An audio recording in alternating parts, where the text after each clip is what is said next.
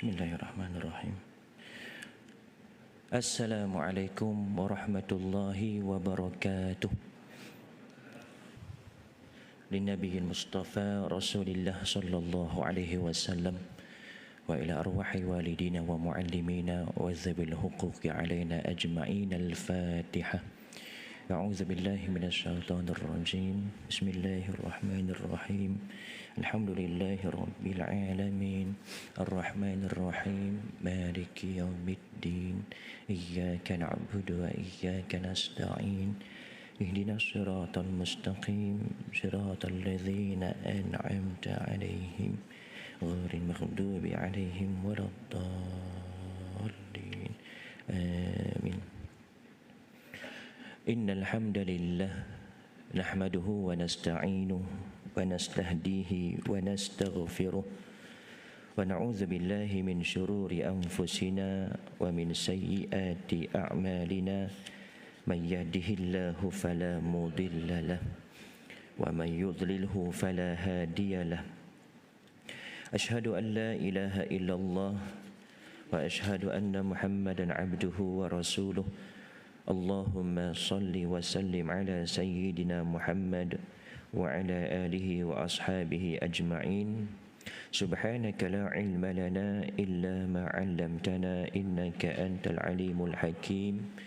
Rabbi shrah li sadri wa yassir li amri wahlul 'uqdatam min lisani yafqahu qawli. Allahumma anta rabbi la ilaha illa anta khalaqtani wa ana 'abduka wa ana 'ala ahdika wa wa'dika mastata'tu. A'udzu bika min syarri ma sana'tu abu'u laka bi ni'matika 'alayya wa abu'u bi dhanbi faghfir li fa innahu la yaghfiru dzunuba illa anta. Yang dihormati dan dimuliakan sahabat saya, Tuan Imam, Tuan Nazir, pegawai serta ahli jawatan kuasa Masjid Sungai Lang Baru, yang dimuliakan dan dihormati juga para alim ulama di kalangan tuan-tuan dan juga puan-puan, seterusnya muslimin muslimat, hadirin hadirat, pertama dan selama-lamanya marilah kita merafakkan kesyukuran kehadrat Allah Subhanahu wa taala kerana dengan limpah kurnianya dapat kita bertemu pada malam ini, berjumpa pada malam ini dengan rahmat Allah, kasih sayang Allah, dengan keizinan Allah Subhanahu wa taala bagi menyambung, bukan menyambung, biasa sebut menyambung. Ini kali pertama pengajian berkitab, kitab Faham Faraid. Muslimin muslimat yang dirahmati Allah, Nabi SAW bersabda, "Man salaka tariqan yaltamisu fihi ilman, sahalallahu lahu bihi tariqan ilal jannah. Wa majtama'a qaumun fi baitin min buyutillah yatluna kitaballah wa yatadarasunahu bainahum illa nazalat alaihim as-sakinah wa ghashiyatuhumur rahmah wa haffathumul malaikah wa dzakarahumullahu fi man 'indah." Yang bermaksud, barang siapa yang menempuh suatu jalan untuk menuntut ilmu, maka Allah Subhanahu wa taala akan memudahkan jalan baginya untuk ke syurga. Tidaklah suatu kumpulan berada di dalam rumah Allah, yakni surau-surau atau masjid-masjid. Untuk apa? Untuk membaca kitab Allah, yakni mempelajarinya sesama mereka, melainkan akan diturunkan rahmat kepada mereka, akan diberikan sakinah, yakni ketenangan, dan malaikat akan menaungi mereka, serta Allah Subhanahu wa taala menyebut-nyebut nama mereka bersama dengan malaikat yang berada di sisi Allah Subhanahu wa taala.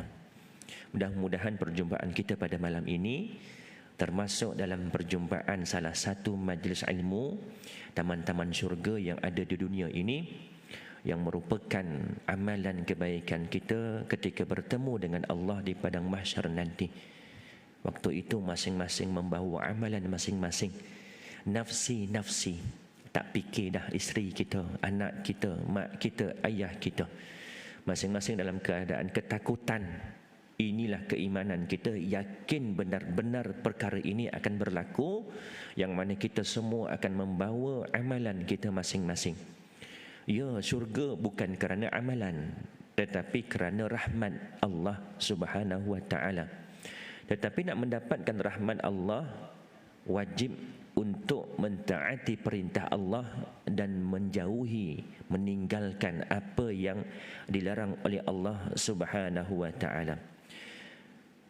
Nabi SAW juga berfirman, ta'allamul Qur'ana wa'allimuhan nas, wa ta'allamul fara'idha wa'allimuhun nas, fa inni mru'un maqbudun wa innal ilma sayaqbudu wa tazharul fitan hatta yakhtalifal ithnani fil faridah la yajidani man yaqdi biha. Yang bermaksud, pelajarilah Al-Quran dan ajarkanlah ia. Ini pesanan Nabi SAW supaya kita belajar tentang Al-Quran dan ajarkan ia. Dan pelajarilah tentang ilmu faraid dan ajarkanlah ia. Suruhan tuntutan ini berturutan dalam hadis yang sama. Sesungguhnya kata Nabi, aku adalah manusia yang akan digenggam, yakni diwafatkan, dimatikan oleh Allah Subhanahu wa ta'ala. Dan sesungguhnya ilmu tersebut juga akan digenggam, yakni dicabut. Oleh kerana apa? Oleh kerana matinya ulama-ulama, guru-guru tentang faraid, tentang Al-Quran. Dan nanti akan timbul fitnah-fitnah, sehingga nanti akan tiba masanya apabila dua orang berselisih mengenai pembahagian harta pusaka, tidak ada orang yang dapat menyelesaikan antara keduanya. Berlaku tak sekarang? Berlaku. Berlaku sampai ada yang membunuh hanya kerana harta pusaka. Adik-beradik bergaduh, adik-beradik dah tak mengaku saudara hanya kerana merebut harta pusaka. Muslimin muslimat yang dirahmati Allah, kalau sempat malam ini kita masuk dalam pengajian kitab. Kalau tak sempat, mungkin muqaddimah sahaja dahulu pada bulan ini. Cuma apa yang saya nak tekankan dalam muqaddimah kali ini, mungkin tuan-tuan, puan-puan dah pernah belajar tentang faraid. Tetapi sejauh mana penguasaan kita dalam ilmu faraid? Paling-paling tidak pun kefahaman kita tentang ilmu faraid tak dapat menguasai sepenuhnya, tak dapat nak buat kira-kira sampai Z. Tak apalah, sekurang-kurangnya kefahaman kita sejauh mana. Tadi saya dimaklumkan oleh Tuan Imam, sebelum ini pun dah pernah belajar tentang faraid. Jadi mudah supaya audien ini dah pernah jumpa, dah pernah tahu tentang ilmu faraid. Kebanyakan masjid surau yang saya masuk mengajar belum pernah belajar tentang ilmu faraid secara berkitab. Tak pernah. Kalau daripada mula masjid itu dibina sehingga sekarang belum pernah ada guru yang mengajar ilmu faraid secara berkitab. Dan alhamdulillah, malam ini kita gunakan kitab Faham Faraid yang dikarang sendiri oleh sahabat saya, Ustaz Hilmi Hanif bin Muhammad. Beliau merupakan da'i ilmu faraid Malaysia. Mereka ada kumpulan doa faraid. Kalau tuan-tuan perasan, ada seorang guru tu namanya Al-Fadil Ustaz Khusairi, sering masuk dalam TV Al-Hijrah, TV hal ehwal Islam berkaitan tentang faraid. Jadi inilah antara gerakan-gerakan guru-guru faraid sekarang ini yang mungkin tuan-tuan dah mula nampak, mula berkembang. Yang dulunya mungkin faraid, ilmu apa ni? Tentang apa ni? Yang tahu faraid tentang bahagi harta. Ya, kita dulu-dulu agak sensitif cerita tentang faraid. Biasa tak dengar orang cakap kubur masih merah, sibuk menceritakan tentang harta si mati. Biasa dengar. Tetapi dalam ilmu faraid, bukan mengira, menghitung, tahu tentang nilai harta si mati, tetapi menentukan siapa yang berhak mendapat harta pusaka si mati. Apa yang perlu dilakukan kepada harta si mati, apa yang perlu didahulukan, perkara-perkara yang perlu didahulukan sebelum faraid. Kenapa pentingnya ilmu faraid ini sehingga Nabi SAW suruh kita belajar? Hari ini kalau kita tanya dengan anak-anak kita, bahkan di sekolah pasti, di sekolah tadika, kemas, pra, ada yang dah tahu membaca Al-Quran, bahkan hafal Al-Quran. Tuntutan yang sama, Nabi SAW perintahkan suruh kita belajar Al-Quran dan belajar faraid dan ajarkan ia. Hukum kedua-duanya ini sama, fardu kifayah. Hukum belajar tentang ilmu tajwid fardu kifayah. Hukum belajar tentang faraid fardu kifayah. Tetapi nak membaca Al-Quran fardu ain ke atas setiap orang yang ingin membaca Al-Quran. Belajar satu perkara yang lain. Untuk membaca Al-Quran fardu ain kepada orang yang membaca dengan bertajwid.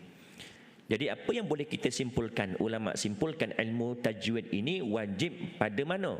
Pada surah Al-Fatihah.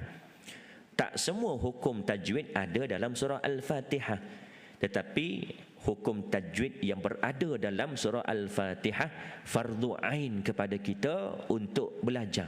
Sebab ianya merupakan rukun dalam solat kita, rukun qauli yang wajib dibaca dan wajib dengan bertajwid, fardu ain ke atas setiap pembaca Al-Quran.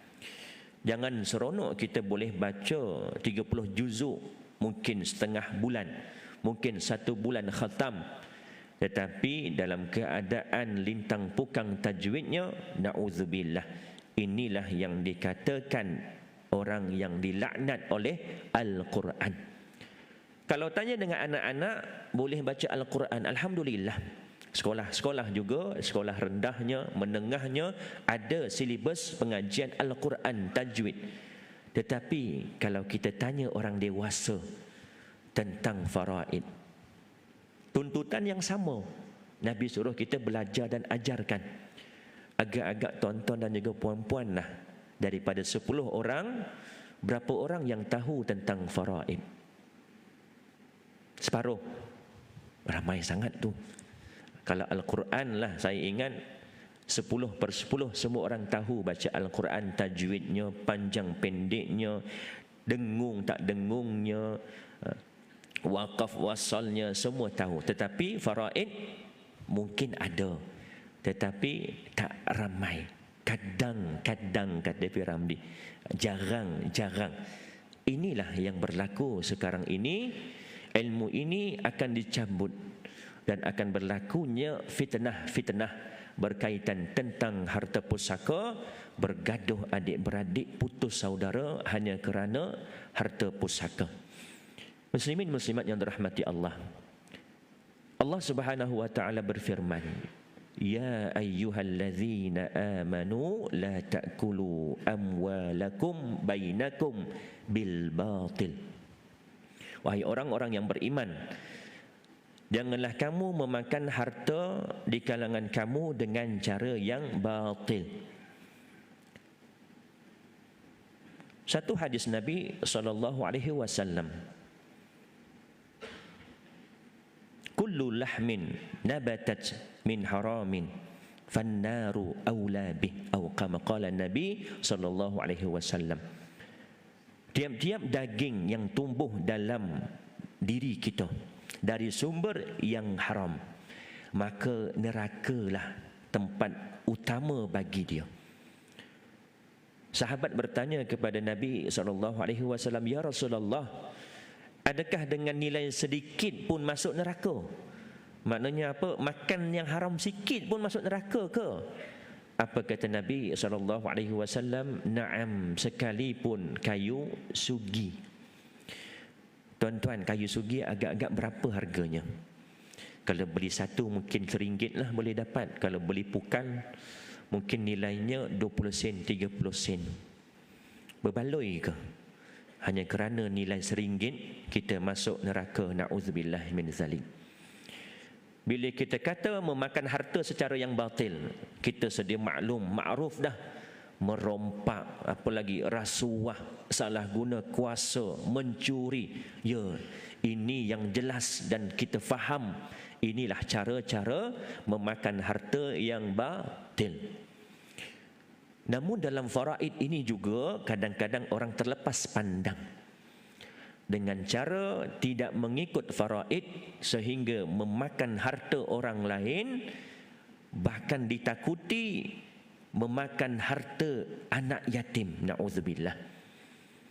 Sebab tak tahu bagaimana perkiraannya, tak tahu bagaimana cara nak membahagikan.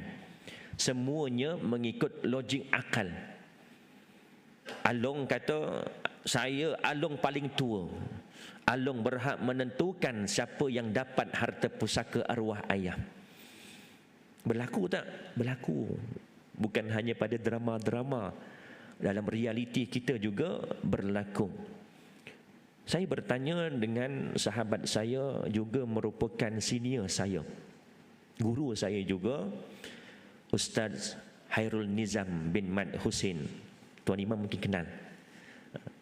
Syekh Ruwaq Jawi di Kahirah, Mesir. Waktu saya di Mesir dahulu, beliau antara senior. Guru juga, banyak mengajarkan ilmu-ilmu dalam pengajian-pengajian tutorial. Lebih-lebih lagi dalam hal fiqh dan juga usul fiqh. Saya tanya dengan dia, "Ustaz, bagaimana keadaan orang dulu-dulu yang dulunya membahagikan harta pusaka tidak mengikut hukum faraid?" Diam dia, lama dia diam. Dan dia jawab, dia mengeluh. Sebab dia pernah bertanya dengan gurunya, Syekh Said Saltut. Sehingga kini masih lagi sebagai ahli jawatan kuasa Darul Ifta di Mesir. Darul Ifta ini, kalau kita di Selangor, Jabatan Mufti Negeri Selangor, satu jabatan yang menguruskan hal-hal fatwa di negeri Selangor. Tetapi Darul Ifta ini satu Mesir. Semenanjung Malaysia lebih kurang jumlahnya dengan Kahirah sahaja. Jadi bayangkan berapa jumlah penduduk di Mesir, berapa keluasan negaranya. Jadi Darul Ifta ini satu Mesir. Ditanya dengan gurunya Syekh Said Saltut berkenaan soalan ini, apa kata Syekh? Kalau kita tahu orang dulu-dulu, mungkin mak ayah kita, ini kalau kita tahu mereka membahagikan harta pusaka tidak mengikut faraid yang ditetapkan, diwajibkan oleh Allah, maka wajib untuk dia memulangkan harta sekiranya bahagian yang diambil dahulu melebihi daripada kadar yang sepatutnya dia dapat mengikut faraid. Ini bagi yang tahu. Yang tidak tahu, kita serah kepada Allah Subhanahu wa taala. La yukallifullahu nafsan illa wus'aha.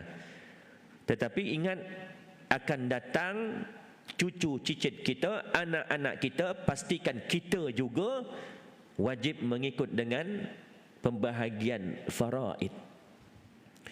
Muslimin muslimat yang dirahmati Allah, hukum membahagikan faraid ini apa dia? Dah pernah belajar sebelum ni kan? Apakah hukum membahagikan harta pusaka menggunakan faraid? Adakah pilihan kedua? Adakah pilihan ketiga? Ataupun bila dah bergaduh baru nak rujuk pada faraid? Hukumnya adalah wajib. Pilihan pertama, bukan pilihan kedua, bukan pilihan ketiga, bukan bila dah bergaduh berselisih baru nak mengikut faraid. Tidak. Dari sudut hukum adalah wajib. Cuma dari segi praktikalnya kita di Malaysia ini, kita terikat dengan akta pusaka kecil. Jadi bila kita pergi untuk buat urusan untuk perbicaraan, kita diberi pilihan sama ada nak mengikut faraid atau tidak. Sebab inilah akta, tak wajib. Tapi dari sudut hukum syariatnya adalah wajib, bukan pilihan pertama, bukan pilihan kedua. Jadi timbul persoalan, boleh ke kita nak bahagi harta sama rata ataupun suka sama suka? Kata ulama, boleh dengan 3 syarat. Apa yang saya belajar, apa yang saya dapatkan sanad berkaitan ilmu faraid daripada guru saya almarhum Ustaz Muhammad Jabal An Alam Shah yang telah meninggal dunia pada 2 Mei 2021. Sama-sama kita doakan moga-moga rohnya termasuk dalam golongan orang yang beriman dan berterusan mendapat pahalanya, kerana kita masih belajar ilmu daripada beliau. Boleh dengan 3 syarat. Yang pertama, di kalangan ahli waris mesti yang berakal dan juga baligh. Bila kata berakal, tak boleh yang gila, tak boleh yang OKU dari sudut akal, tak boleh juga orang yang nyanyuk. Maknanya wajib sempurna akal dan baligh. Kita dulu-dulu sebut akil baligh. Sebenarnya dua yang berbeza. Satu akil, satu lagi baligh. Baligh bagi Islam yang dah keluar mani bagi lelaki, yang perempuan yang dah keluar haid lebih daripada 9 tahun qamari. Tak keluar dua-dua ni, maksimum umurnya berapa tahun? 15 tahun qamari. Ini menurut pendapat Al-Imam Asy-Syafi'i. Tak keluar juga haid, tak keluar juga mani, tak mimpi-mimpi, cukup umur 15 tahun qamari, maka dia dikira baligh. Tetapi dalam undang-undang Malaysia, kita ada akta, bila berumur 18 tahun ke atas baru dia berhak untuk menguruskan hartanya sendiri. Kalau di bawah umur, siapa yang menguruskan? Wali dia. Ini syarat pertama. Nak bagi sama rata ataupun nak suka sama suka, kena baligh dan juga akil di kalangan ahli waris yang berhak mendapat. Kita ada 15 orang lelaki, jadi kita akan masuk dalam waris-waris ashabul furud. 15 orang lelaki dan 10 orang perempuan, kesemuanya 25 orang yang tersenarai. Bila berlaku sahaja kematian, 25 orang ini tersenarai dalam orang yang layak ataupun ada peluang untuk mewarisi harta si mati.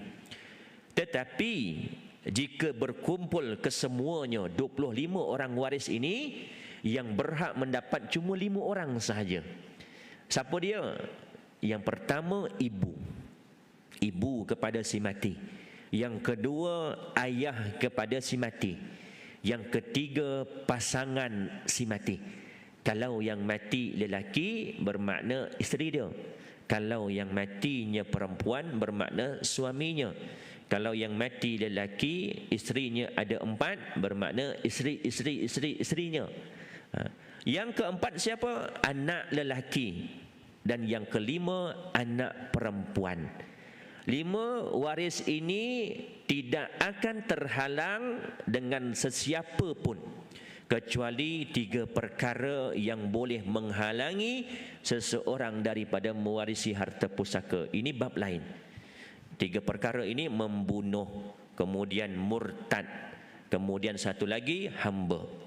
3 ini tak termasuk perbincangan kita yang 5 ini. Yang 5 ini bila ada sahaja yang 5 ini, yang lain-lain tak boleh menyending-nyending dah. Tak boleh nak, orang kata apa, nak minta sikit. Tak ada hak langsung. Mahjub hirman namanya, terhalang langsung. Mahjub ada 2. Terhalang kerana hirman, langsung tak dapat, 1 sen pun tak dapat. Satu lagi mahjub nuqsan, dia dapat tetapi kurang. Asalnya 1/2, suami dapat 1/2. Walakum nisfu ma taraka azwajukum illam yakul lahunna walad. Sekiranya isteri kamu tidak ada anak, dapat 1/2. Tetapi kalau isteri ada anak, meninggal dunia, suami dapat 1/4. Dapat tak? Dapat. Hirman, dia bukan hirman, nuqsan. Mahjub nuqsan dengan anak si mati tadi. Dia terhalang tetapi tak halang hirman, tetapi sedikit daripada yang asal. Akil baligh syarat yang pertama. Yang kedua, nak bagi sama rata atau suka sama suka, wajib tahu dahulu bahagian mengikut faraid masing-masing. Kita nak tentukan faraid ini, saya rasa 5 minit tak sampai. Meninggal dunia pagi, petang. Biasanya hari orang meninggal dunia, hari itu semua keluarga ada. Betul tak? Biasanya macam tu. Jadi terus bincangkan. Tak sampai 5 minit pun nak menentukan berapa portion, pecahan kepada waris-waris yang layak mendapat. Syarat yang kedua tadi, kena tahu dahulu. Ayah berapa? 1/6. Ibu berapa? 1/6. Suami berapa? 1/4. Anak lelaki berapa? Anak perempuan berapa? Lizakari mithlu hazil unthayain. Bagi lelaki 2 nisbah, dengan perempuan 1 nisbah. Dah cukup. Itu sahaja. Bukan kita nak kumpulkan berapa geran tanah arwah, berapa geran kereta arwah, berapa ekar tanah arwah. Tak, itu urusan selepas nanti. Tetapi yang perlu disegerakan dalam Islam adalah menentukan siapa yang berhak mendapat dan berapa portion dia. Portion ni maknanya apa? Pecahan. Yang ni 1/2, yang ni 1/4, 1/6. Kalau tuan-tuan perasan dekat geran tanah, kalau banyak nama, dia akan bahagi mengikut pecahan. Betul tak? 8/32. Yang ini pula 13/52. Mengikut pecahan. Inilah yang dikatakan perlunya kita segerakan apabila berlaku sahaja kematian. Tuan-tuan, jangan hiraukan lagi pendapat yang mengatakan dulu-dulu kubur merah lagi sibuk cerita pasal harta. Tak. Kita bukan cerita tentang harta si mati, tetapi kita laksanakan tuntutan yang diwajibkan oleh Allah Subhanahu wa taala. Biasa azan ke Ustaz? Ataupun terus-terus? Lama tak nak lajak?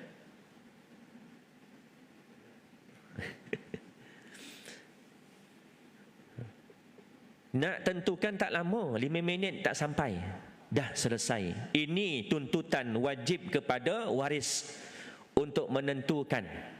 Ini syarat yang kedua. Syarat yang ketiga, nak bagi sama rata, muafakat boleh. Syarat yang ketiga ini, kena rela hati di kalangan ahli waris yang nak menyerahkan haknya yang sepatutnya lebih jadi sedikit. Apa hikmah di sebalik kena tahu dahulu bahagian mengikut faraid?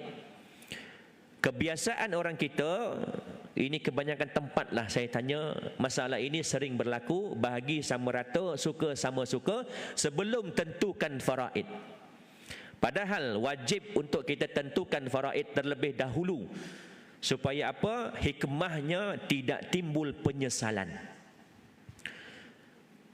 Lepas 10 tahun, lepas 20 tahun, ada yang tanya, Mat, dulu kau dapat faraid berapa? Aku tak ikut faraid, kami bagi suka sama suka. Dapat berapa? Dapat seekar tanah. Kau tahu tak berapa faraid kau kalau kau ikut faraid? Tak tahu. Mai aku kira-kirakan. Kira-kira kalau ikut faraid kau dapat 1.5 ekar. Terkejut kawan tu. Sebab dia lelaki. Lelaki 2 bahagian daripada perempuan. Maka timbul penyesalan. Ini antara hikmah. Bukan tujuan, tak. Tujuannya adalah perintah Allah. Ini kita kena pegang. Allah dah tetapkan berapa bahagian-bahagian mengikut faraid kepada ahli waris. Tuan-tuan, puan-puan yang dirahmati Allah, selalu kita dengar inna lillahi wa inna ilaihi raji'un. Apa maksudnya? Setiap yang kita ada ini daripada siapa? Daripada Allah. Bahkan badan kita, pipi kita, tangan kita, baju kita, telefon kita, siapa miliknya yang sebenar? Allah. Allah bagi pinjam, bukan bagi terus. Apa bukti Allah bagi pinjam? Akhirat nanti Allah tanya balik. Tidak berganjak kaki anak Adam di hadapan Allah di padang mahsyar, melainkan akan ditanya 4 perkara. Antara salah satunya berkaitan tentang harta kita. Dari mana kita dapat, kepada mana kita belanjakan. Dari sumber yang haram ataupun yang halal, halal selamat. Kepada mana kita belanjakan, perkara-perkara yang baik, ibadah, bukan maksiat, selamat kita. Kalau ini kita ukur dari sudut akal, kalau Allah bagi terus, Allah tak tanya dah. Macam kita lah bagi pinjam dengan kawan. Kita bagi pinjam, ini telefon ni aku bagi pinjam, minggu depan pulang balik. Minggu depan bila pulangkan rosak, berhak tak kita nak minta ganti? Berhak, sebab milik kita. Kita bagi pinjam. Kalau kita bagi terus, hantar engkau lah, engkau nak jual ke, engkau nak rosakkan ke, nak baling anjing ke, itu hak dia dah.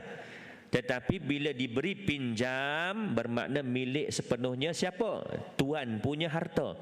Dan kita semua ini yang ada di bumi ini, al-alam ma siwallah, selain daripada Allah, perkara qadim, perkara yang baharu, bukan perkara qadim, perkara yang hudus, baharu.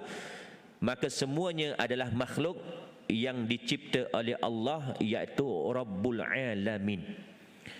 Jadi bila seseorang itu mati, meninggal dunia, hartanya tadi milik siapa? Milik Allah. Sebelum kita nak faraid ini, milik siapa kembalinya? Kepada Allah. Badan kita pun kembali kepada Allah, iaitu dengan cara tanam. Kita dicipta daripada tanah dan akan dikembalikan kepada tanah. Pulang balik dekat tanah badan kita, walaupun dah jadi jenazah. Harta kita kembali kepada pemilik asalnya siapa? Allah. Dan Allah yang menentukan kepada siapa harta ini nak diberikan. Sebab kita tak boleh nak agak. Kita, akal kita terbatas. Antara mak ayah kita, antara anak-anak kita, kita tak tahu mana yang lebih dekat dengan kita, yang boleh lebih banyak memberi manfaat kepada kita. Maka Allah yang menentukan pembahagian pusaka.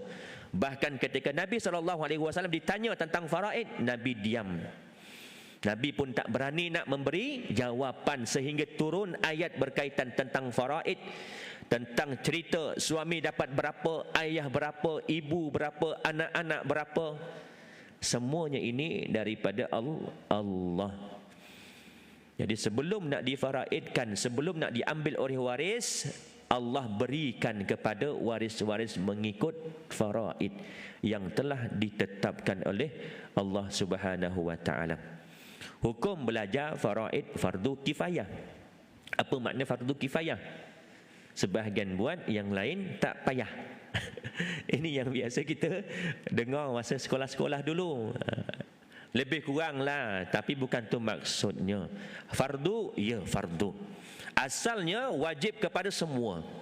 Bila kata fardu, wajib kepada semua. Tetapi kifayah, apabila sebahagian telah belajar tentang faraid, maka gugur kewajipan fardu kepada yang lain yang tak belajar. Tetapi yang tak belajar ni nak belajar juga, hukumnya ketika itu sunat, bukan fardu lagi. Jadi bila ada pengajian-pengajian faraid, alhamdulillah, mudah-mudahan terangkat fardu kifayah kepada penduduk kampung di kampung Sungai Lang baru. Tetapi pembahagian faraid, pembahagian harta menggunakan kaedah faraid bukan fardu kifayah, tetapi fardu ain kepada setiap waris yang terlibat. Sama juga macam ilmu muamalat. Ilmu muamalat bukan fardu ain, tetapi bila kita terlibat dengan muamalat, fardu ain kepada kita untuk belajar tentang muamalat. Kita hidup ini, wa ma khalaqtul jinna wal insa illa liya'budun, kata Allah, tidak aku jadikan jin dan juga manusia untuk mengabdikan diri kepadaku. Ini tujuan supaya kita sedar diri. Allah cipta kita untuk ibadat, menghambakan diri kepada Allah, bukan tujuan. Allah tak mengharam ibadah kita. Kadang-kadang orang salah faham ayat ini, kata oh ini tujuan, bukan tujuan.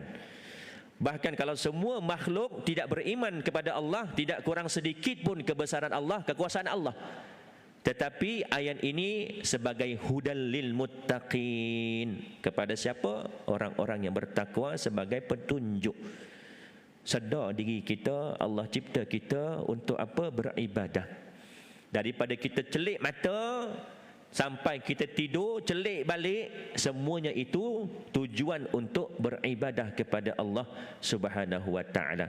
Dalam apa juga urusan, ibadahnya, taharahnya, puasanya, zakatnya, hatta dalam urusan memimpin komuniti kampungnya, mukimnya, daerah, negeri, negara, dunia sekalipun, terikat dengan peraturan yang ditetapkan oleh Allah. Kerana apa? Allah Rabbul Alamin. Termasuk dalam urusan faraid, tak boleh kita ambil sebahagian sahaja mengikut syariah, yang sebahagian lagi kita ikut suka sama suka, tak boleh. Jadi malam ini tak sempat masuk mukadimah kitab pun lagi. Nak bagi panas lain dulu, supaya akan datang lebih ramai lagi yang hadir, supaya dapat mengambil manfaat daripada pengajian faraid. Muslimin muslimat, bukan tujuan pengajian ini untuk tuan-tuan dan juga puan-puan dapat kira, mahir kira A sampai Z, tak. Bukan tu matlamat utama. Tetapi nak memberi kesedaran kepada umat Islam supaya peri pentingnya faraid ini dalam kehidupan kita. Bukan pilihan kedua, tetapi wajib mengikut perintah Allah Subhanahu wa taala. Tuan-tuan, bulan lepas, ingat saya atau 2 bulan lepas, kalau masih ingat, forum perdana ehwal Islam berkaitan tentang harta pusaka. Pusaka versus VS harta puaka. Harta pusaka lawan harta puaka. Tuan-tuan tahu tak berapa nilai aset umat Islam yang dibekukan sehingga hari ini? 90 bilion. Aset umat Islam yang dibekukan. Ini umat Islam, bukan orang kafir, itu lain. Umat Islam sahaja 90 bilion yang telah dibekukan. Makna beku ni apa? Ada tanah tak? Ada. Tapi nama siapa? Nama atuk ayahnya, ayahnya lagi. Dia boleh usahakan, tetapi tak boleh nak jual, tak boleh nak gadai, tak boleh nak tukar milik. Kalau dia mati pun anaknya dapat, tak boleh tukar nama. Ini maksud salah satu antara contoh yang dikatakan dibekukan. Arwah dulu ada duit dalam tabung haji, dalam KWSP, tetapi tak boleh dikeluarkan sebab belum didaftarkan penama. Kalau sekarang dah boleh daftar penama, tanpa ada surat kuasa pun penama tadi boleh keluarkan. Tapi kalau tak buat penama, kena ada surat kuasa, kena buat urusan perbincangan, dipanggil oleh pentadbir di unit pusaka kecil untuk pemilik penyerahan lantikan kuasa, siapa yang berhak di kalangan ahli waris untuk menguruskan. Ada harta dalam bank tapi tak boleh keluar. Ini salah satu contoh yang dikatakan dibekukan. 90 bilion. Rasa-rasa kalau disusun RM50 lah, sini sampai dekat Johor tu lebih lagi. Kalau RM1 lagi lah pusing. disusun singgit, 90 bilion. Ini yang kita risaukan. Sebab apa? Mentaliti masyarakat masih lagi kuat. Kubur merah lagi sibuk cerita pasal harta. Last akhirnya timbulnya kematian bertingkat, atau dalam istilah faraid, munasakhat. Belum sempat bahagi, waris dah meninggal dunia. Berlaku tak? Berlaku. Belum lagi dilantik, belum lagi perbicaraan, waris dah meninggal dunia. Sebab apa? Lambat uruskan, lambat dibahagikan. Saya faham urusan di unit pusaka kecil memang ambil masa. Kadang-kadang sampai 6 bulan. Bila kita dah daftar, kita dah panggil, tunggu untuk dipanggil perbicaraan, kadang ambil masa. Tapi sekurang-kurangnya kita kena bertindak cepat.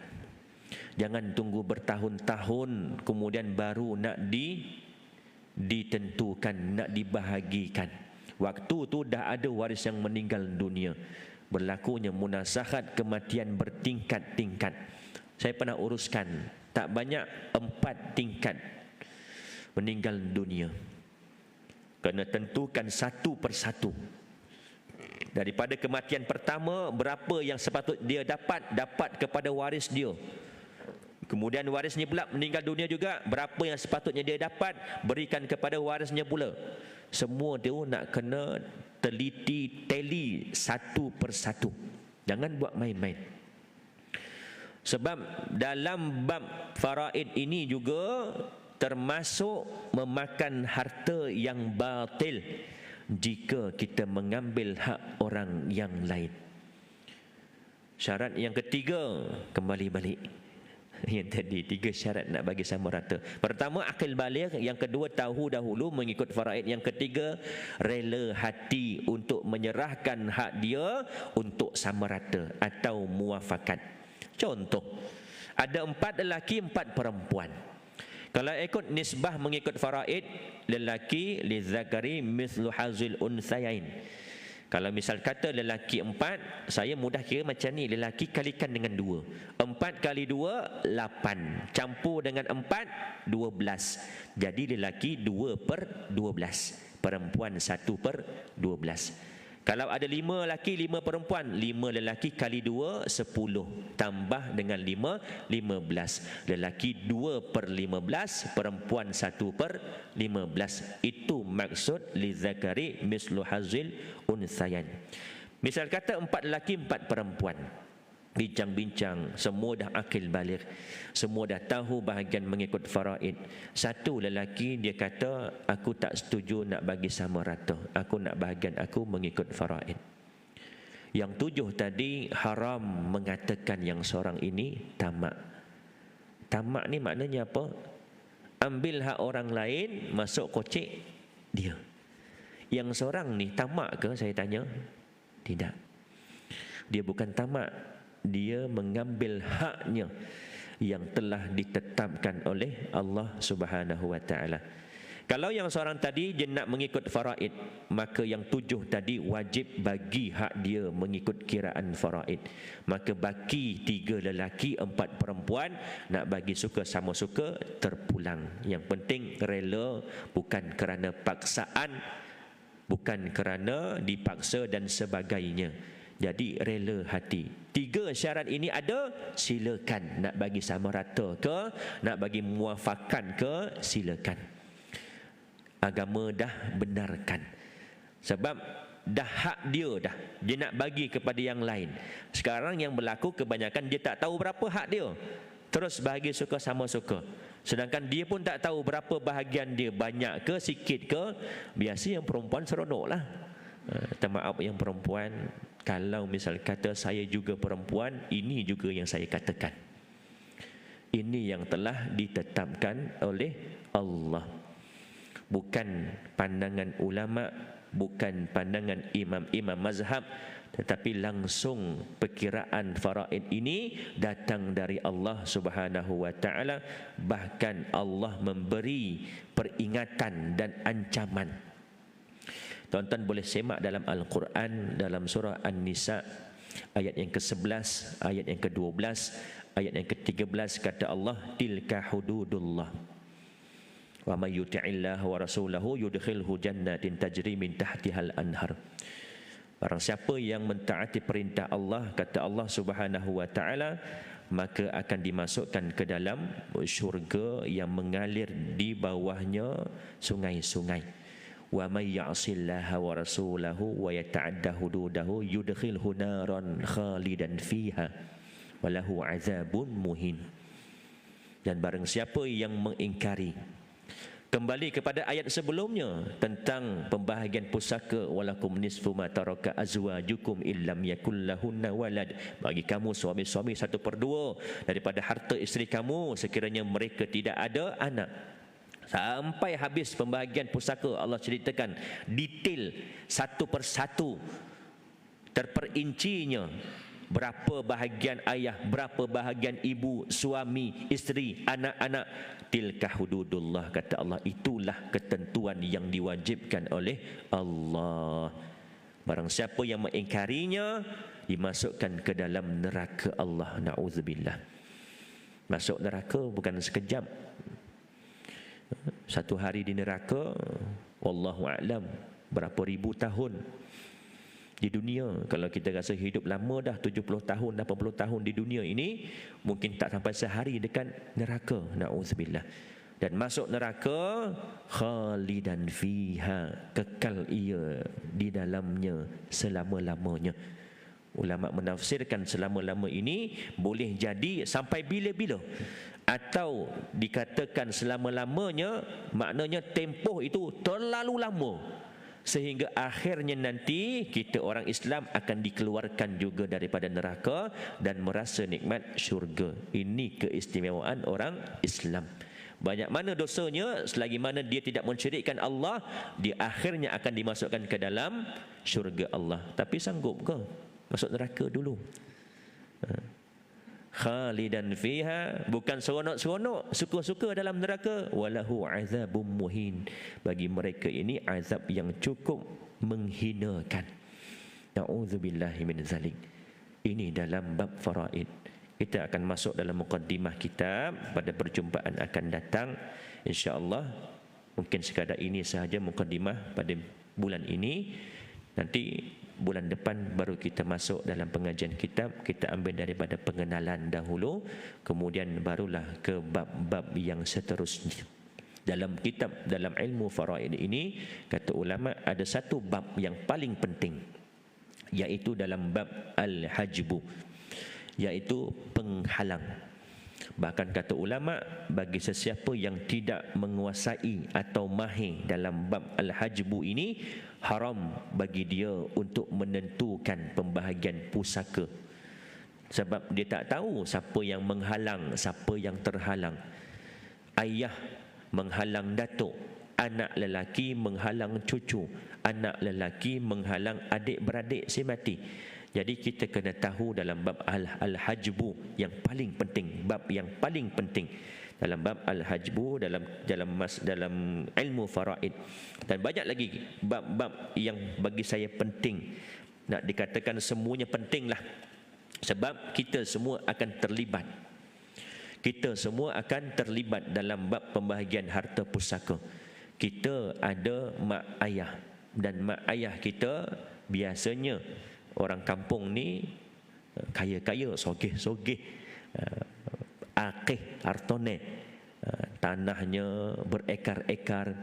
Jadi secara tak langsung kita terlibat satu masa nanti, dan wajib bagi kita untuk menentukan mengikut kiraan faraid. Bukan pilihan kedua, bukan pilihan ketiga, bukan bila dah bergaduh adik-beradik baru nak kembali kepada faraid, tidak. Tetapi ianya pilihan yang pertama. Nak suka sama suka, nak sama rata, kena taharruj. Istilahnya taharruj, keluar daripada kaedah faraid dengan 3 syarat tadi. Aqil baligh, tahu bahagian faraid, kemudian rela hati, ikhlas untuk memberi haknya yang lebih kepada orang lain supaya sama rata. Cukup 3 syarat barulah dikirakan taharruj. Taharruj daripada perkataan asal kharaja, keluar. Kalau saya daripada luar masjid, Saya kata dengan sahabat saya keluar dari masjid, sedangkan saya tak masuk masjid lagi. Boleh jadi tak? Tak jadi. Istilah keluar tadi, kena masuk masjid dulu. Bila dah keluar masjid, kau dari mana? Aku keluar dari masjid. Baru betul. Tapi kalau kita berada di luar masjid, dari mana? Aku keluar dari masjid. Belum masuk masjid lagi. Begitulah takharruj dalam faraid. Kena masuk dalam faraid dahulu. Nak keluar, silakan. Cukup 3 syarat. Boleh suka sama suka atau muafakat. Jadi saya rasa cukup sekadar itu. Yang baik itu datang daripada Allah, dan kurang lemah itu datang daripada kelemahan diri saya. Saya mohon maaf, mohon ampun andai terkasar bahasa, tegur hati tuan-tuan dan juga puan-puan. Saya faham tentang faraid ini agak sensitif. Kita orang Melayu ini, penduduk masyarakat orang Melayu ini agak orang kata apa, menjaga hati. Itu saya kata kubur merah lagi sibuk cerita pasal harta. Tapi tuan-tuan, kita belajar faraid bukan nak tahu harta orang mati berapa, tetapi ini perintah Allah Subhanahu wa taala supaya disegerakan untuk pembahagian pusaka. Paling tidak tentukan dahulu. Tentukan supaya kita tahu berapa bahagian. Apa hikmahnya? Bila meninggal dunia ada jam tangan arwah ayah. Yang lain-lain nak tak jam ni, kalau tak nak aku ambil. Biasa tak berlaku? Biasa. Jadi waris yang lain tahu hak dia berapa. Hak aku dekat jam ni 1/8. Hak yang kedua, hak aku dekat jam ni 1/6. Aku tak setuju, aku nak, tebuslah, bagi duit dekat dia. Berapa nilai jam ni? Contoh 800 bagi 100. Contoh 600 bagi 100. Kalau bahagian dia 1/6. Kalau yang kata yang lain, tak apalah, ambil lah, aku tak nak lah.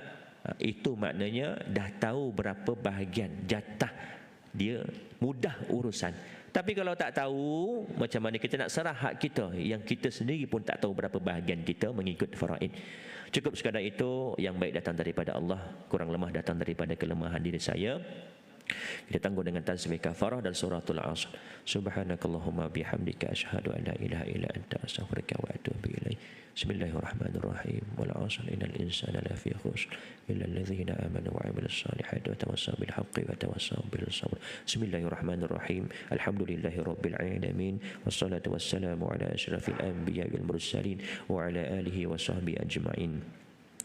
اللهم فقهنا في الدين وعلمنا التأويل واهدنا الصراط المستقيم صراط الذين أنعمت عليهم من النبيين والصديقين والشهداء والصالحين اللهم أرنا الحق حقا وارزقنا اتباعه وأرنا الباطل باطلا وارزقنا اجتنابه اللهم إنا نعوذ بك من علم لا ينفع ومن قلب لا يخشى ومن نفس لا يشبع ومن دعوة لا يستجاب لها ربنا آتنا في الدنيا حسنة وفي الآخرة حسنة وقنا عذاب النار وصلى الله على سيدنا محمد وعلى آله وصحبه وبارك وسلم والحمد لله رب العالمين.